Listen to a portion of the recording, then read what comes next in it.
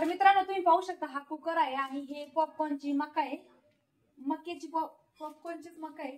आता हे आम्ही त्याच्यामध्ये टाकणार, त्याच्यामध्ये हळद मसाला आणि मीठ टाकणार आहे। चला पहिल्यांदा एक पळीवर तेल टाकायचं त्याच्यामध्ये आणि असं करायचं। तर काय करायचं दुपारी पण असंच झालं, एक चमचा तेल वाया काहीतरी देऊ का मी असं तिथे ठेवायला, ते गल्लाच देऊ का थोडस आपण स्किप करू।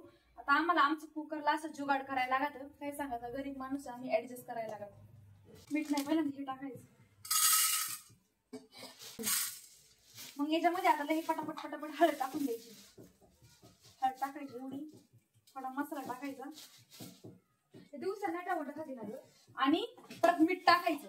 आता ह्या मीठ जास्त टाकायचं कारण की ते थोडस कुकरला लागत आणि मग ना लगेच असं हलवायचं असं।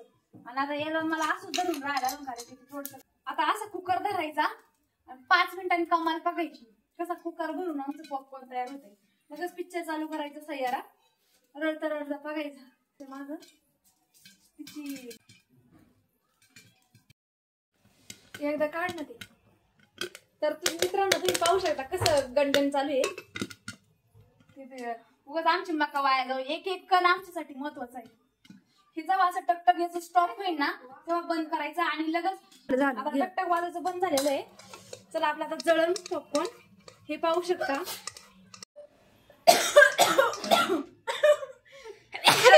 तर मित्रांनो पॉपकॉर्न बस आता एवढे आमचे पॉपकॉर्न झालेले आहे। तर आता मस्तपैकी आम्ही पॉपकॉर्न